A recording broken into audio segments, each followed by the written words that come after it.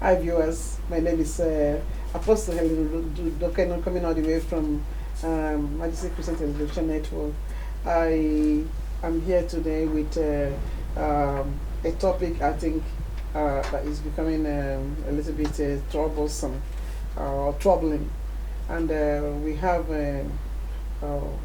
personnel who are going to discuss on this very crucial topic. In case you are just tuning in, please, we would want you to call us live on 020-337-4160, or call your friends and let them join us on YouTube or Facebook, and then send some comments on our WhatsApp line, which is 316260434643. Our topic today is on gun violence. It must come to a stoppage. So, as concerned residents of Amsterdam Southeast and citizens of this country, we would like to add our voice to the clarion call for an end of gun violence here in Southeast. So a few weeks ago, the new media carried a report of such violence which terminated young lives prematurely. So according to the Amnesty International, gun violence threatens our most fundamental human right. That is the right to life. So it is a daily tragedy, ending more than 500 lives every day around the world. So with me in the studio to look at these issues are Pastor Eddy Lont. Pastor Eddy Lont of Victory Outreach. Welcome, sir. Yeah, thank you very much. To Majesty TV. Amen. It's always good to have you. Amen. Thank God. All right, and we also have a young man, Ricardo, who was the organizer of the March Violence Must Stop. Welcome, please. Thank you. To Majesty TV. And those of you who are watching us live, please just continue and make sure you get somebody glued to discuss this issue. So our first question goes to Ricardo. So can you tell our viewers exactly why you were motivated to carry out the march, the recent march on Violence Must Stop? Yes. It was something that really burdened my heart, and I think what happened is that I was in America. Okay. And I was there for a convention, a youth conference, and when I was there, I realized I got the news that one of the sons of a family of a church member of ours was murdered that day. Wow. So I was on my way to go to church, and I went there to church in America, and I had to give a testimony there about the youth conference. Okay. But I felt in my heart not really to talk that much about the youth conference, but I felt Pain. I felt pain, I felt hurt, and I was testifying to them, telling them, I feel that we need to do something when I'm back. So I talked to my pastor, we organized the march, the media came, there was some police also that was notified, and we started this movement, Stop the Violence. So this movement is mainly the youths that are carrying it on, or the adults were also part of it? No, the adults was also part of it. So it is us as the youth that started it, but we do it together with everyone from all ages, because I think everyone is suffering from this. Yeah, but was this the first time that somebody had been shot here? No. Or it's just no. because the person is related to you? No, or your friend? I think because that person was related to someone in our church, it came close to us. But also 2 days after, someone else was shot, also in Southeast. Really? And even 2 days ago, someone else was shot, also in Southeast. We even went there with our youth group. A young man called Julian. He was the same age as me, 28. Yeah. I spoke to some friends there. Was also shot yesterday. Yeah. 1 minute from my house, someone was also shot. Terrible. I went to walk there, and then yesterday in the evening, someone else was shot in Strandvliet, Vensterpolder. What's really happening? So there's a lot going on at this moment. Is that the new system, or is that what's really happening? What is making them to react this way? So these people who are shooting, are they the indigens, or they are just like the migrants? I have no idea. I don't know if all those shootings are connected. I do not know. And for me, I don't think that I should go and investigate, but what I do know is that the whole city feels that it is enough. Yeah, exactly. Wow. Have you experienced any gun violence yourself? No, not myself. I have shot in a gun range in a safe place where it's legal in America, you know, just but not really street violence and all. No, I've never experienced that. I think the closest that I came to was yesterday when I at my house there where they were shot. Did the person die? According to the news, they said not. He was wounded, brought to. I think 2 people were wounded, and they were brought to the hospital. But we haven't heard if they died or not. Young people or old? I believe they were young. Yes. Most of them are young people that are being shot. Do you have any idea about the origin of this gun violence in Amsterdam Southeast? I don't know. I think it's different situations. Some can be personal things. Some can be drugs. Some can be. I know from a few. There was a young man that got shot and killed in a parking. In a parking lot in 3 months ago. And the reason why he got shot is because he said something wrong to the other guy, and the guy was a little drunk, and he shot him and killed him. Oh, you are trying to let us now know that people are really carrying guns even in their cars. Yes. You know, they are carrying and driving prepared to do anything at any time. Yes. Sure? Yes. Huh. Pastor Eddy, as a counselor and also a psychologist, do you have any idea about the origin of this gunshot in Amsterdam Southeast? Because you've also lived here for a long time. Yeah, sure. And but we've known you for a long time. if I look at the statistics, Come a little bit close because so if that I look we at can the capture you. statistics, I see that they put in the papers that this year already we have 12 killings. 12. Yeah, 12. While yet last year was the whole year, there were 12 killings. Now, if we add everything together, we see there's more than 12. I think if we count everything together, it's going to be 16 or 17. There was one also in the Warmoestraat. A guy was talking to another, and he confronted the guy, and the guy pulled a knife and shot him and stabbed him. Yeah. You know, that was so clear. You know that there's I think it's a spiritual thing. I think it's a spiritual thing because you know the if you look at the system, you know, the structure of Satan, you see that he uses some things like, you know, gossip, you know, like unforgiveness, like you know, hate, all these things. They come under, you could say, that demonic force of death. So I think that the ultimate is that the enemy who comes to rob, you know, kill and destroy. Yes. See, I believe that is going on. And that's why when Joel started this, my pastor said, you know, we have to be that small voice in the community that we stand up and say no. Yeah. You see, we're not a church to be church, we're church for the city. We have to protect the city. And we believe that if we don't do nothing, God will count us responsible. Exactly.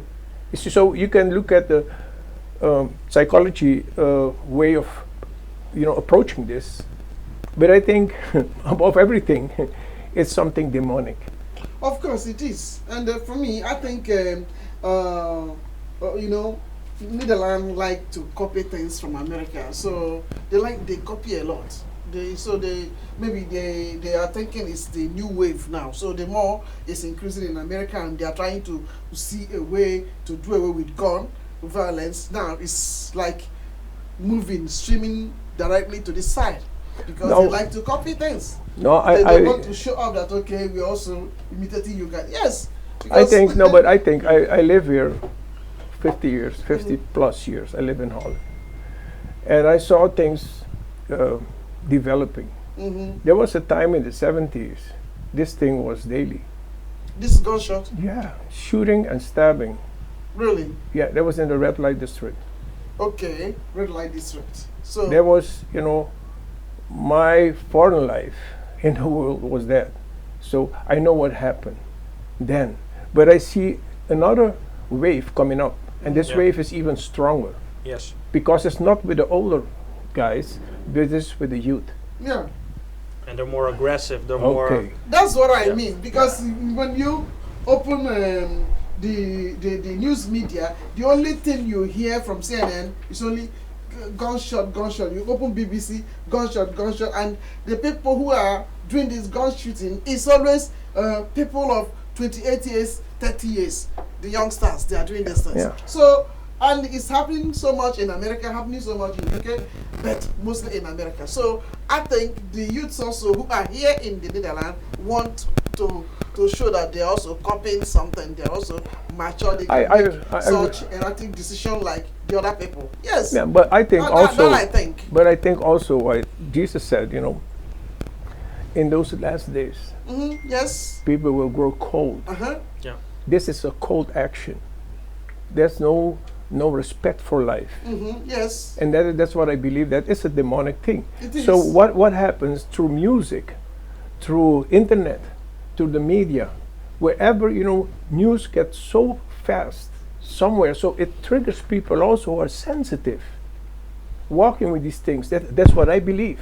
So if we don't stand up and pray to break this demonic activity, and that's why I think what Joel started is something that we stand fully behind it, because that's what we're praying also in the church. And like this coming Friday, we're gonna have church in the streets again. The other day we had church, we had the march, we had church in the street to proclaim what we proclaim: freedom. We proclaim, that people will live. Yeah. Hope. That and give them hope. Yeah.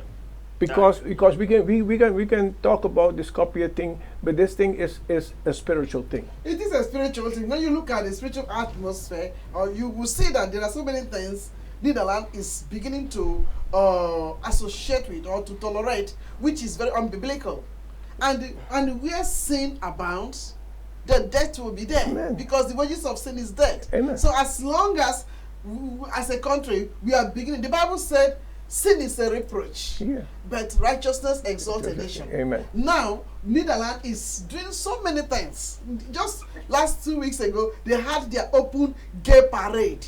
And then that become, I was asking my husband when I was in the car, I said, why do they call it Amsterdam Pride? What is that? Amsterdam Pride, the gay parade, or what is the pride in this whole thing?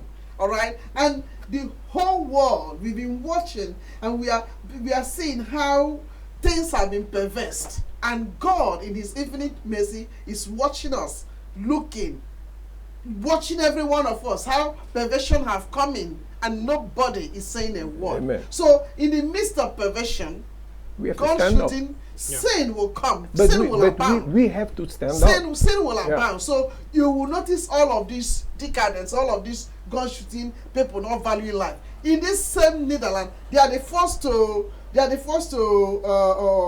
authorize the killing of self. Yeah. Okay, they call it what is it, honey? Euthanasia. Oh yeah. They call it So they are the first. So you have the right. I brought one of the directors of that euthanasia whatever movement. I brought them to my to this television network. I said, can you explain to me the right you have to tell people to take their life? And then she was justifying the right they have. I said, because Bible said thou shalt not kill. God Himself said, thou shalt not. You should not take any person's life. Yeah. But how are you not authorizing these people to take their own life? He said, when they have lived a certain life, they don't want to live anymore, they can take their life. Yeah. So you can imagine that all the things, I've just only mentioned two. Yeah. Because if we continue going on, we will see a lot. So all the things that God abhorred is what they themselves, they are the first to sign. Let me tell you, only the mercy of God is holding every one of us. Because if the wrath of God will come upon this land, it will be very disastrous. It will be very, very disastrous, because some of these things that they have promoted and signed and they are very happy doing, God is watching and God is seeing it and God is witnessing it. And you could imagine how it will be burning in the heart of God. Seeing man he created in his image perversing the world. They have perverted the truth. The truth is no more. Now, little kids who are growing, they don't know whether what is not a legal marriage, the legitimate marriage, and they don't know what it is. Because some of them have been brought in where two men adopted them. Okay? So these are all the things going on in this. Why won't there be gun violence? So if we do not arise as a church, as the body of Christ, to talk about this, to pray, and to look for a way to move these demonic powers that are coming down here. They are really coming. They are coming with speed, because the love of many will grow very cold. And you also notice that the Bible said that wickedness will abound, and that's what we are seeing. For somebody to take a gun and go to somebody, and just because a little of argument, then he brings out. So there's no more tolerance in the society. No. And it's going to get worse. Amen. Because the hearts of men are going to become like beasts, where they feel nothing. May God be merciful. I don't know who is watching us. Wherever you are, please join and stand against violence. Gun violence, knife violence, and whatever they are using for this violence. Stand against it, because it's not right. Yes. Right. That's true. So, how did it start in Southeast, really? I think if I look at the development of whole Holland, I'm not looking at Amsterdam or Sydney. I'm looking at whole Holland. Yes. You see, since 1966, something happened in Holland. Okay. There was a liberty. There was they call it the movement of the Provo, and it was a hippie time. Mm-hmm. That's where I think things broke loose, because Holland was one of the countries where the gospel was sent to many nations. In time of the war, things broke down, but then after the war, people started getting rebellious. So I see a development and a deterioration of the values that Holland had. But now, with all the different kind of cultures coming together, and also, I mean, the last 20 years with the internet, it's like everybody can connect just like that. So I think that all these things are part of the network that the enemy is using to influence people. Yes. So now, if we have that, we also are making use. Right now, we're making use of that internet. Of course. Yes. You see, so you can use this for the good or for the bad. Yeah. But now I think that we have to stand up, because the church should be the voice that will waken up the people and let the people know that, listen, what is happening is not good. Because these people in like the justice, the police, all these people they're watching, but actually they're not equipped, spiritually equipped. Yes, they don't have what it takes. You see, because we as Christians, we should know how this thing, these strongholds work. And Amsterdam has been always a city of sin. Yeah, it is. You see, and you see, like things are developing, becoming worse. So I believe that if we don't step up and let our voice be heard in the heaven first, because let people hear the voice is something else. We can testify, but if we ask God to intervene by publicly letting the city know, let the devil know, let the demons know that, listen, we are here to stop your guys' work. I believe that that's what we're called to do, and that's why we have the march. Exactly. But this march is not only just going to be, or only maybe, gun violence. And if you are wanting Christians to be involved in this, then we have to say no to everything which God has said no to, which they are promoting. Amen. Because if we just pick only one, God will be wondering, why are we picking only one? No. Why are you picking just only one? Meanwhile, they carry the same gravity. The sin is sin. Sin is sin. So whatever they are promoting, which we do not like, as a body of Christ, we can come together and say, okay, let's do a peaceful protest and let God hear our voice, that there are still some righteous people who are in this city. Yeah. So because of those righteous ones, he may not stretch forth destruction. Amen. Because, I mean, when Abraham was interceding for Sodom and Gomorrah, Abraham had a cause to be bargaining with God. What about if you see 5 people, would you still destroy? God said, I will not destroy. But Abraham thought he has over bargained. That's why he couldn't go to 1 or 2. If you see 2 people, would you still destroy? But he couldn't. He just stopped in that few number he made mention. So there are some innocent people who are in the country, and because of them, I believe that God can still wave off some of these things that are happening, because the power of God supersedes the power of the devil. It doesn't matter how many principalities that are here. If we raise our voices and we say no is no, the Bible says what we allow in the earth will be allowed in heaven, and what we disallow will be disallowed. Yeah, but I believe that God's looking also at the unity. If we have churches here in Amsterdam. I think one of the most important things, the Bible says, if we agree. And ask him whatever you agree on, God's gonna do. Amen. He looks at the agreement, and we all have children. We have children, grandchildren. And you see, this thing, the devil has no respect. No. So he's gonna try to even get to our children. Yes. So the closer this thing gets, because when it got to our sister in the church, it was so close that you feel, man, this could happen to my own child too. It's true. And that wakes you up to understand and listen. If we stay in the churches, you know what happens? We are just, bidding and biting each other, but we're not fighting the devil. And I think honestly, even that sometimes, I wouldn't say God is doing this, but I'm saying sometimes God can allow a stirring to happen so that people will rise up. Exactly. And sometimes He stirs something, or He allows things to happen which people will have to come together to do something. And what I'm noticing is, this is not just stop the gun violence. It stopped violence in general, but I believe that this thing can be an open door for the church to stand up for more things, which you just mentioned very good. Because even our district councillor even came at our last march that oversees Southeast. So even the how do you say gemeente, like the city council, even the city council is noticing, and as they're seeing that, hey, the church is rising up to be the first there. The church is coming to where the need is. Something is happening. The church is there before the police. The church is there before the ambulance. The church is there before. And you're starting to see, hey, we need the church. They're going to see we need them to do something. Exactly. And if we unite, I think our voice will be stronger. Yes. That's very powerful.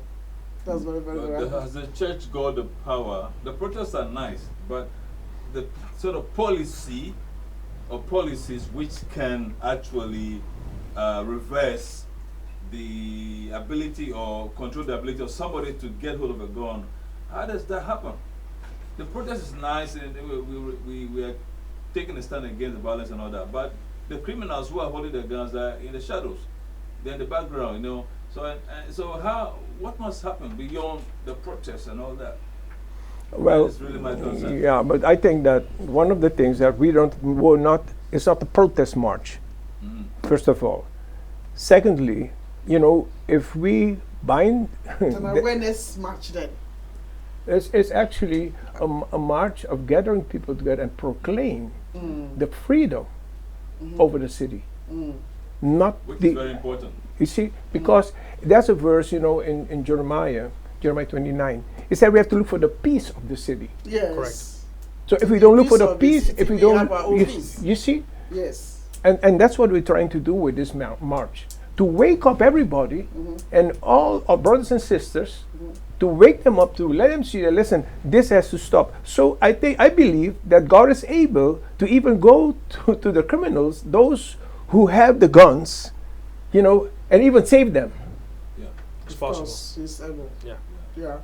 But listen, the problem is we are in a democracy. No, I'm not doubting God's ability to reach out to anybody, those in government and even the criminals themselves. But the challenge here is that a democracy goes by majority. Okay, so I guess when we continue praying and also taking this kind of social action, people get galvanized and people become more aware of the need to stand together with a particular cause. The cause to stop violence. You get the picture? Yeah. But we need to trigger more and more, those policymakers, those who can really influence a change of policy in these areas, or maybe to institute stricter Exactly, yes. controls Yes. or whatever, to make sure that those who secretly carry guns and they become a threat to other people's lives, somehow they're checked in time. I think the strategy for that is, or one of the strategies for that is, if we as a church, if we unite, if we come strong at these events, these gatherings, they will start to see that the church is active. They will start to see that the church cares for Amsterdam. Yes. And that will give us a stronger voice when we go to the city council and we tell them, hey, we need some room to do some things. Because eventually, these guys and girls that are doing the killings and that are out to murder and all these things, yes, it is their hearts that need to change. Yeah, exactly. The police cannot change their heart. It's something that God does. That's why we go out to pray and pray that God can change their hearts. Yeah, but if we can have a place, if we can have a room or something or a type of platform where we can grab some young people or and get involved with them, and then have a way that we can change their perspective, change their hearts. Some of them might be on their way into a gang, on their way, but if we can get to change their hearts, they might not go anymore. So that's what I think we have to do in some way. For me, I think doing the match is very important. But talking about importance of if there could be a platform, as you say, gathering the youths and then let them come and tell us really what they think about. We can give them a philosophical question. Come, let's talk about who this man Jesus is. Okay. For example. So then we also bring people who are specialists who can really dissect the Bible, and then let's give them the chance to talk about who this man Jesus is. And why is it that you don't let go pain? Topics like that. So how do you deal with your bitterness? Have you been hurt before? Then they can say yes. They can give ample of examples of their hurt. And then while they are speaking about their hurt, then somebody also who is from the church will also be there to come and give a therapy in a way, not just to push, you must give your life now. If you don't give your life now, you go to hell. No, they don't want to hear that. In a very systematic way, we talk about these issues and then give them the same example with our own youths who are in the church. Who are not taking provocation, who are not easily who are easily forgiven, and then they can see, okay, you are not easily forgiven, but look, this is your age mate. This person, have you asked why he can let go so easily? So there's something this guy has which you don't have, and you need to have that thing. Yeah, but we have that's actually, you're talking about our target as a church. We're international movement. As the body of Christ. No, but I'm talking about our ministry. Okay, your ministry. Our ministry, Victory Outreach International, is called to all these people. My testimony is I was a criminal. I'm now for 33 years saved. Around the world, we have many testimonies. We're called to this. We have also rehabilitation where we receive people that are down and out, people that have been hurt, people who've been criminals. So that's our call. So that's why we feel also for the community, because I feel for the community. I came from there. I'm telling you something about the red light district. I was one of those people there. Yes. So I can tell you a lot what happened, but I can tell you also the other side of it. The other side of it is that we, because in the time that I gave my life to Jesus, because there were prayer chains, things were happening in the city, nobody brought me to the church. I walked to the church. So I believe in that. I believe that people can feel that, listen, it's over. I want something different. Yes, exactly. Because it's the Spirit of God that gives people faith. Exactly. You see, and the Spirit of God breaks down all these strongholds. You see, these principalities, they're getting down. And I truly believe that this is a move of God. Because Joey was in the States. He felt it and he called my pastor. My pastor said, just do it. Because we all felt. And you have to hear what the mom said when we were standing there at Hansenhof. She said, I'm a woman of God, and I believe, because she had the last days with her son. She was together with her son. So what I'm trying to say is this: God was busy in his life, changing him. He came to church. So you see, things were happening. But I believe that it doesn't happen only for him, but it's possible for everybody out there without dying. So Yes. the approach we have is not an approach that we condemn what's happened. We know what's happening because we're saved by the grace of God. And if we're saved by the grace of God, we have to share that grace with other people. And that grace, when we share that grace, I think it takes prayer to have that heart of God. And to have that heart of God doesn't mean that, you're going to condemn people. No, Jesus came to save everything that was lost. So I believe that once we have that heart, you see, and we have to create this heart, by getting involved. Because if you're not involved, you're sitting back. It's true. So And that not may doing be- nothing. And so that means that the devil is doing whatever he wants and you're sitting down. Exactly. So let's assume that's what your church is. With my ministry, what we are doing is to create a platform where the youths have to come out and say exactly, because most of the time we just have them in the church, have them just there. Okay, but those ones in the church, I don't know how far they are reaching their peer groups. Yeah. So I believe that if there's a platform like this where we will stand and we are talking about, let's talk about religion. Come and tell me what is wrong about mine. Let me tell you what is wrong about yours, or how much you know about what you are worshiping, and then let me tell you where my own worshiping is taking me to. So if there's a platform like that, probably the youths will stretch forth their hand and be bringing out other youths, other young folks like them, and then who may be into this gang thing, okay? But because they've been invited, you never can know. In their voicing out what is in their heart, they may get their healing. So different platforms have to be created, and then you are doing the side God have called you. Another pastor is doing the side that God have called them. Yeah. All of us gotta let it be that we are unified, we are united to fight this one principality, Yes. this one demon, and this one where is the hierarchy again? Power and the witches, they are the small ones. Yeah, but at the end of the day, I believe that the Lord will have his final say. Amen. Correct. Amen. He will have his final say. So, what may be fueling the gun violence in our society today? What do you think? In case somebody's watching from any part of the world and is wondering, okay, what is it? In America, they will say, okay, racism is fueling it. But what is fueling it in the Netherlands? What's making it to go more? Yeah, more? what is making it? Honestly, I think I know we as a church and we as a body, we're called to make disciples. But what I notice is that we're not the only ones making disciples. There's also people out there grabbing people and teaching them, making them feel like they belong, and teaching them the wrong things, which can be gun violence. Because all these guys, they feel part of that group.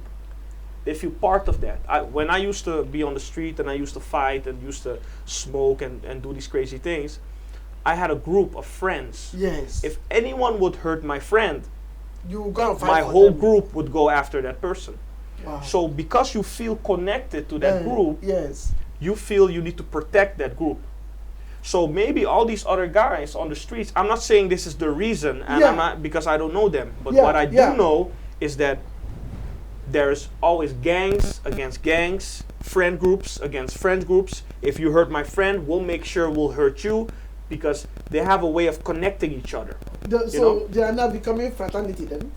Sorry? They're becoming fraternity. Yeah, they're like a fraternity. And I think that if we would do, actually that's what we're supposed to be doing. We're supposed to be grabbing them, teaching them, but then the good things, about God, about God's love, about God's grace. Yeah. And if we would teach them and grab them and build a community with them, I think that we can prevent them from going out and fighting and do all these things. It's true. Many of them we could change their hearts. Yeah, but we have to also know, just like God is busy, He has his interest in humanity, that's the same way the devil is also busy. He has his interest in humanity. So as much as they can grab. So this fight is between these two big forces, the forces of God and that of the devil. So while God is interested in grabbing us so that we can become righteous and serve him, the devil is also busy grabbing people so they can be more wicked and they can serve him too, you know. So but what I wanted us to try to crack our brains maybe to think about is what is fueling it now. What is fueling it? Is it that there's so much of abuse going on? What is fueling it? What is fueling this gunshotting or this violence in our society? What is fueling it? Is it that there's a sort of injustice somewhere or what? Do you understand me? Yeah, I think it has to do with. You see, I think that there's one force. We know that the power of mammon, is one of the things. Mammon. Yeah. You see, money and power over other people, that's the fight since human beings are here on the earth. You see, the first calamity in family was Cain and Abel. The one wants to rule over the other. So I believe that when you have groups, and when you have people, they always end, like for instance, money is speaking, pride is speaking, and the world. If you see what second. In case you want to drink. If you see what Second John says, First John second verse 15 and 16, 17. It says, what in the world is the lust of the flesh, the love of the eyes, and a prideful life. So that's how the world functions. So without God, this thing is going to be fueling more and more. So I believe that it's the work of the enemy, and we're going towards the end of the ages. Yes. So I believe that the devil doesn't have time anymore. So he's doing his last battle. You see what I mean? Yeah. So I think that also with getting the youth, getting everybody, not the youth only. You see, this multimillionaire died. He killed himself. Exactly. Okay. You see, all these things are happening because the devil wants to kill you. He doesn't want to give you a chance to serve Jesus. To repent. So he's in his last, you could say, run. So I believe that that's the thing. I'm looking at spiritually. Okay, you have the natural things that you can use to stop things, but still it comes down on the spiritual things. You see, because you can say, okay, what's the reason? Now the reason is a spiritual power that's taken over, and you can use natural things. But the natural things won't stop the spiritual forces. So, and that's what I believe, because if I look where I came from, it takes deliverance, it takes filling yourself up with God by the grace of God to get out of that kind of life. It's true. Because there's so many demons that are fighting you. Yeah, it's true. So to get people from there, it takes a spiritual action. And that spiritual action, you cannot compare with natural things, because the natural things came out of the spiritual, what is happening spiritually. Yes. So what if the devil has this strategy now, his principalities and his strongholds and everything over the city, we have to bombard these things. And then we'll see that there's going to be a kind of lowering down. The powers won't work that hard anymore, because we cannot go by natural things to fight a spiritual war. That's what I believe. Yes, it's true. It's very, very true. You cannot use physical things, carnal things to fight the spiritual things. But we do not also forget the fact that we are living in the world, because there are people who are watching the program with us right now who may not be Christians, and what we are speaking may be sounding very, very strange. If we become more spiritual, they will be totally lost. So how do we just make sure that whatever we are speaking, they are picking it up, they're understanding us, and But the chairman, the chair lady of the city, of Southeast, she Yes. was there and she had some options. And the options she had was looking for ways to get the youth, to get the young people into school, into work. You know, that's a social way of approaching things. Okay. That's also a way of approaching it. So But they are looking for a way to get the youths. Is yeah, that- yeah. So where are the youths then? But Everywhere. Everywhere. but where that, do we find you guys? Everywhere. Tell us, maybe you have something you want to join us here. Maybe you have something going on in your head which you think you can also speak about. Huh? You have a little experience. You have, because maybe we are sitting here and trying to talk, and then you have some ideas. Do you have some ideas? he's working with young people. Do you have some ideas? He's a sport trainer. Oh, really? When Yeah. they come to you, you are training them. What do they say? What do you talk with them? What do you talk with them about? Do they try to manifest anger? Come over here. Come. Come over here, bro. Come, very fast. Come this way. Come, stand here. So you can talk because we have So another you mic to can talk, pick you man. up. Yeah. So what do they say? You are a sports trainer. Yeah. So you train the young ones. So when they come and you are training them, do they have? I mean, you are training them to bubble, to bring out the energy. Yeah. What do they say? Most Look of into the them, camera, yes. they have a burning passion for maybe for sports or music. Yeah. And most of the times, what I see is they really like to do something with rap or With rap. with music or Mhm. just the sports. Mhm. They invest time. Really? Yeah. I think many of them are looking for activity, you know, Yeah. for something to be busy with. Yeah. They are full of energy. And then, do they sometimes complain that they are not happy with the society? No. Sometimes they say like things like maybe there's not much attention towards them, Yeah. or they feel left alone. Exactly. But this is the thing that's dangerous about that, eh? Exactly. Because if there's groups of people and young people that feel left alone, this is why some of these gangs and some groups Are grabbing are them. strong. Mm. Because in the gangs and in the groups, You're not they left do alone. feel that Yes. they're part. And they Exactly. do feel that they're not alone. And that's how they get so involved in these things. There's even there was a It's motor terrible. club. We went to a funeral and there was a motor club that came. Right? And I'm not here to speak about the motor club, about No, what no, they no, do, no. but what I see, I saw something beautiful about them. Okay, say it. This is this. The motor club, they had their structure and everything, but you can really see that they take care of each other.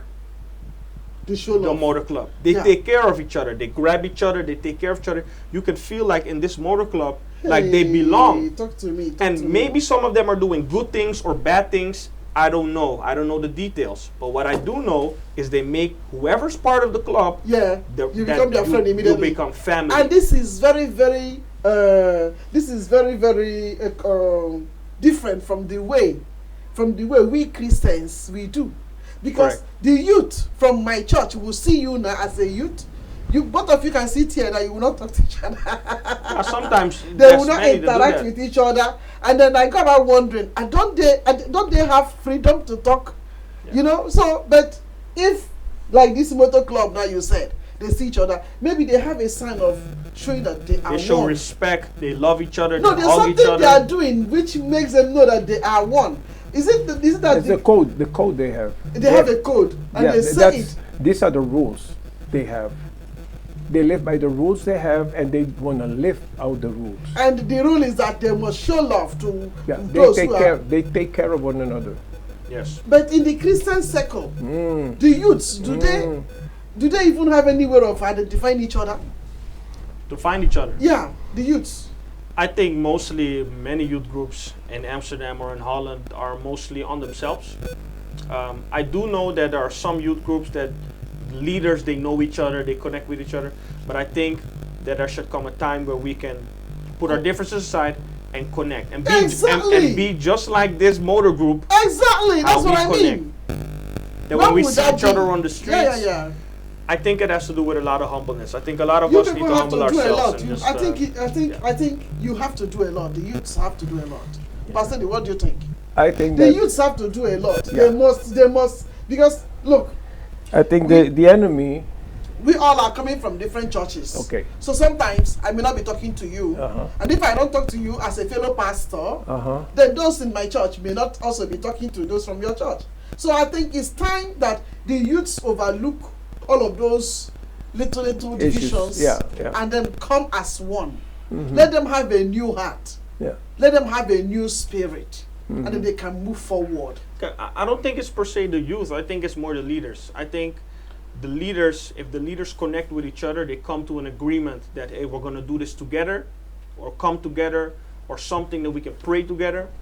The youths will follow. They will flow. And we will have a platform where we can become one body. Hmm. So that's what I think. Wow. Okay. To round up this whole thing, so is there anything you think the law enforcement agencies can do to reduce this violence, like the police, like the military? Is there anything Yeah, they we can have- do? we have- maybe to withdraw gun? We from have the- a lawyer in the church. Is known. I don't know if I can call his name. Yeah. Okay. I'm gonna know.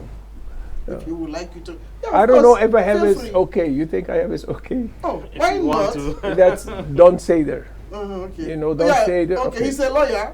Okay, he's Oh, a he's- lawyer, but also politician. Yeah, he's in your church. Yeah. So We know so, him. He okay. comes here Yeah. most of the time. Okay, but now he's the one also who's looking for certain kind of law. He's now in the States, thinking how to go about differences. You see, so and the differences. I followed something from him on the internet, where he's looking how the states are going about certain things, and that we should do that also. Mm. And it has to do with the politics, how politics are bringing division also. And that's where I think it's something that, that's another man also somewhere in the country. He says, listen, we say that the church and politics are separated, but it's not. The reason why it's not, because everybody has to do with politics. And everybody comes to church. So how can you divide it? So we have to understand that our voice will bring something in the politics. Exactly. So that means that if we have people who are spokespeople for us, Mhm. who understand what is happening, like Don, he knows what is happening and he stands for a lot of things. Yes. He started something that nobody ever thought about it, anti-incasso. Yeah, he started it. Yes. You see, so all these things are things that are you could say undermining people to stand up.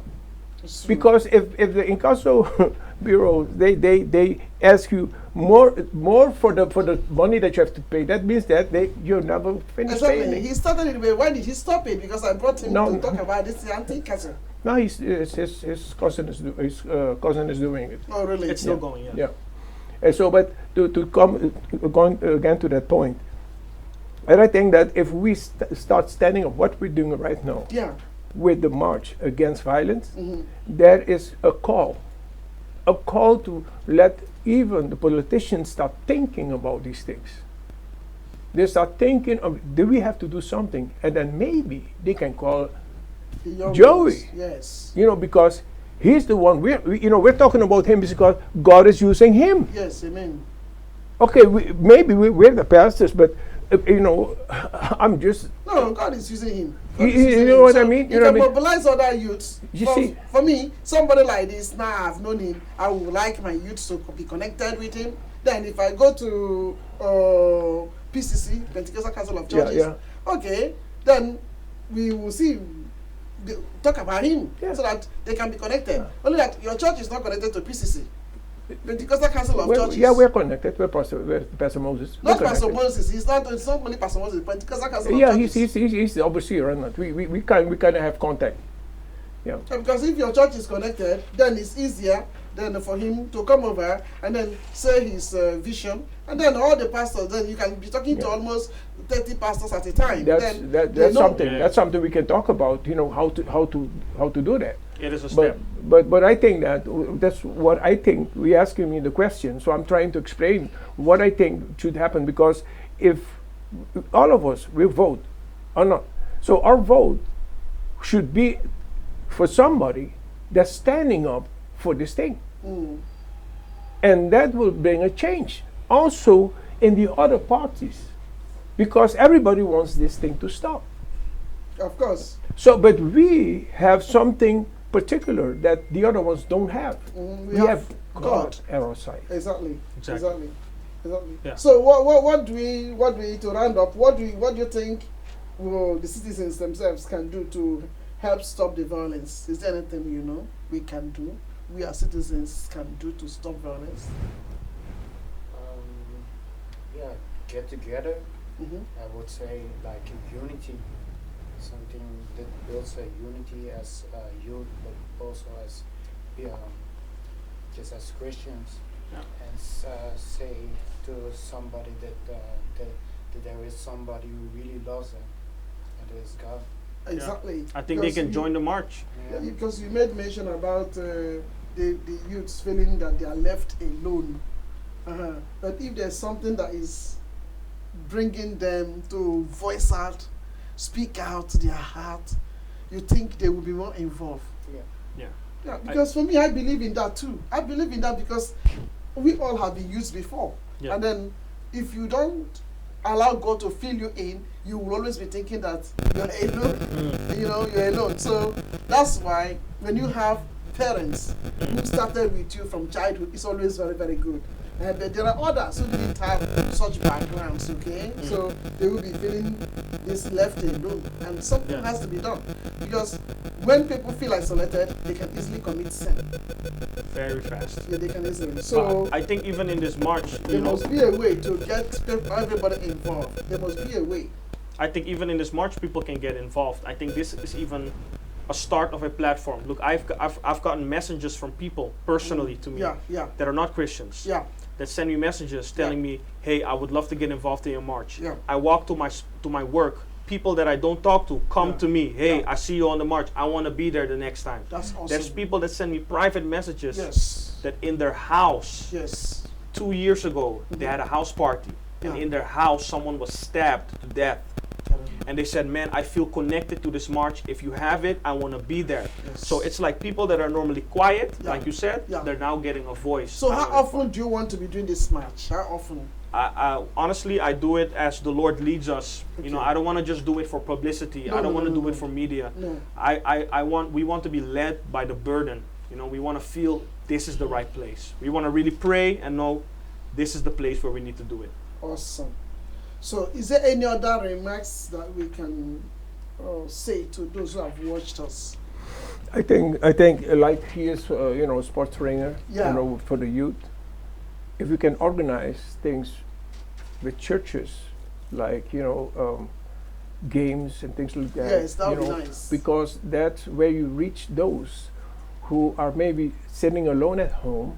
They don't have nobody to talk to, so they can be challenged to come in a community Yeah. where they can teach something, or they can feel connected. This community must have discipline, because let me just look into the camera and speak to you now, so that when my fellow pastors, they will watch this broadcast either on Salto or wherever, they will know that I'm not taking side. The reason why many of the pastors or churches may not release their youths is because they won't want them to come there and then you begin to convert them to your own church.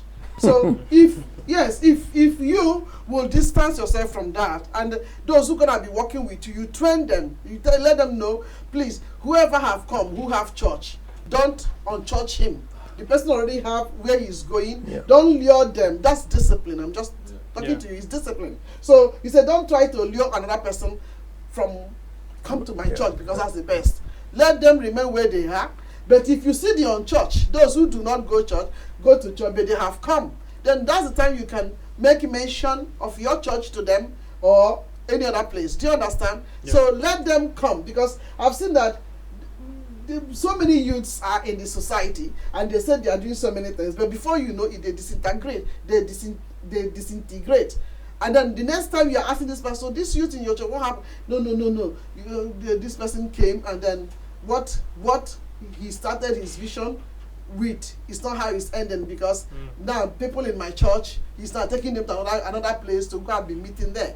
Yeah. Okay? Yeah, and that's then that bad- that's and then bad character. and then that pastor will say, no, my youth don't go there anymore. So if I'm just giving you this tip so that you can know. When they come, you are the sports trainer, that's a very good one. Every one of us would like to send our youth to you so that when you can train them. In the process of training, we have one vision. The vision is that they must be impacted, not to carry gun, not to be violent, isn't it? Correct. So that is the purpose. But let it not go beyond that purpose, that you will not carry them from where they have their own church. You now want to siphon them to another church. Those are the things that bring disunity among the pastors. It's a breach of trust. And if you do that, the pastors will begin to whisper to each other, don't allow your youth to go there because you will just do something else. Okay? So if you abide to those rules, I believe that many of them are going to release their youths to begin to join the march which you are doing. Yeah, that's true. But this march is something, I know we organize it, but many other churches are involved. We do it together with other churches. So it's not just one church, we do it together. That's good. Yeah. We send letters to all the churches, invite them. Yes. We're going to do it this week again Yeah. to inform everybody to listen where we're going to be and why we're going to do this. Yes. You see, It's it's not, and really, I want to emphasize this, it's not a protest. No. It's a not proclamation. It's a march. Yeah, It's a it's a proclamation. proclamation. That violence is Yeah. not, violence must stop. Because protest means that you come against the government. And we don't against, we submit under the government. Yeah. All right. So true. that is that. Do you We have join one? them. Is there anything you want to say before we sign off? Is there anything you want to say to the audience who have watched you? Well, I would love to say thank you for having us, and this coming Friday, the 16th of August, we will be marching there together. Everyone is welcome. It's not just one church thing; it's all of us together. It's the city of Amsterdam at Belmer Arena, the Metro at 8 o'clock. Everyone's welcome to march. 8 o'clock in the morning or in the evening? In the evening. Oh, We're that's going to good. walk towards. We're gonna walk from the Belmer Arena towards Hogevecht, where the Yeah. young man got shot last time. So this is not a march only for him; it's a march for everyone. Yeah. But this also inspired the march again. All right. Do you have anything to say, my sportsman? You are giving them your best smile. Let them see you. Yeah, let's stand there as a unity actually. Yes. Really proclaim and say that there's somebody who loves them. Yes. Yes. That's good. Pastor D, and you? Yeah, I just want to say what my pastor said. He said, let us be, the conscience Yes. of our community. Amen. And I want to invite everybody, because we're all involved in this, because it's our city. Mm. And we are part of this city, and we're responsible for this city. Okay. So I want to invite all the pastors, all the churches, because we're going to make a statement that this has to stop. Exactly. So you've heard it all, and we want to say thank you. Those of you who have watched us from your home, you've watched us with any of your devices, we want to say thank you to you. And then we want to say thank you to these noble gentlemen who are doing something very tangible. Thank As a matter of fact, I'm so proud of you. God richly bless. I'm proud of you. Thank you. So keep Thank it you. up. Keep it up. Okay. Amen. Thank you, Pastor, for bringing them Yeah. to us. I hope you will allow us to have their numbers as well, so that we can send We the have clips. to. No, to we them. have to. Yes. So that is it for now. And those of you who have watched us, we want to say thank you once again, and keep watching Majestic Christian Television Network. And if you're at home, remember the 16th of August by 8 o'clock, come out with your family and let's march together. It is for our own good. The violence must come to a stoppage. Thank you once again, and we hope to see you same time next week. Bye for now.